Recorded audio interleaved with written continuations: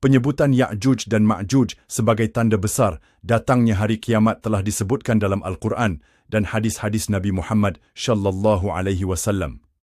Dalam Al-Quran dinyatakan Ya'juj dan Ma'juj ini adalah kaum yang suka berbuat kerusakan di muka bumi. Al-Imam Ahmad rahimahullah meriwayatkan dari Ibnu Harmalah dari bibinya, dia berkata, Rasulullah sallallahu alaihi wasallam berkhutbah, sedangkan jari tangan beliau dibalut dengan perban karena tersengat kalajengking, lalu beliau bersabda, sesungguhnya kalian berkata tidak ada musuh, sementara kalian senantiasa memerangi musuh, hingga datang Ya'juj dan Ma'juj. Bermuka lebar, bermata sipit, berambut pirang. Mereka datang dari setiap arah, wajah-wajah mereka seperti tameng yang dilapisi kulit. Hadis riwayat Ahmad. Dalil Al-Quran yang membicarakan Ya'juj dan Ma'juj tersebut pada firman Allah Ta'ala. Hingga apabila dibukakan tembok Ya'juj dan Ma'juj dan mereka turun dengan cepat dari seluruh tempat yang tinggi. Dan telah dekatlah kedatangan janji yang benar, hari berbangkit, maka tiba-tiba terbelalaklah mata orang-orang yang kafir. Mereka berkata, aduhai, celakalah kami, sesungguhnya kami adalah dalam kelalaian tentang ini, bahkan kami adalah orang-orang yang zalim. Al-Anbiya 96-97. Adapun ciri-ciri mereka yang dijelaskan dalam berbagai hadis, yaitu mereka menyerupai orang-orang yang sejenis dengan mereka dari kalangan bangsa Turk. Mereka orang-orang non-Arab yang tidak fasih bicaranya, dan bangsa Mongol, matanya sipit, berhidung pesek, berambut pirang, berdahi lebar, wajah-wajah mereka seperti tameng yang dilapisi kulit, bentuk tubuh dan warna kulit mereka mirip bangsa Turk. Dapat kita uraikan ciri-ciri fisik mereka sebagai berikut. 1.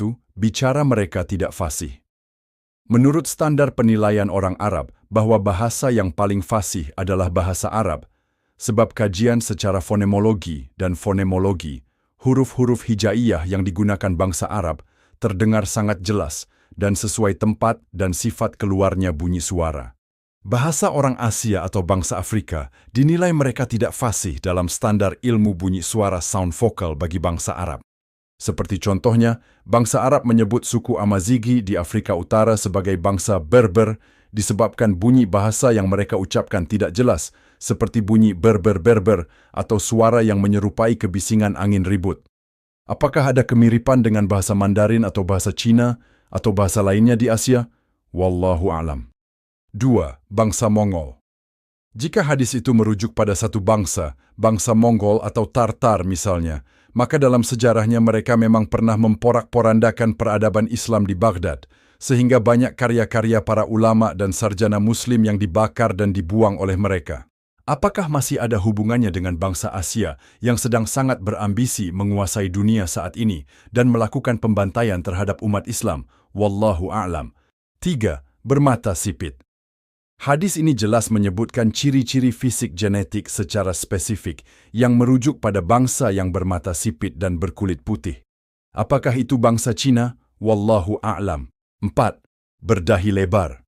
Dahi lebar biasanya menunjukkan pada semiotika tentang pertanda kecerdasan dan kepintaran. Apakah lagi-lagi yang dimaksudkan bangsa Cina? Wallahu a'lam. 5. Wajah mereka. Seperti tameng yang dilapisi kulit. Istilah bahasa yang dipergunakan oleh Nabi bisa jadi mengandung tafsiran semiotika yang mengandung makna yang bersifat simbolik.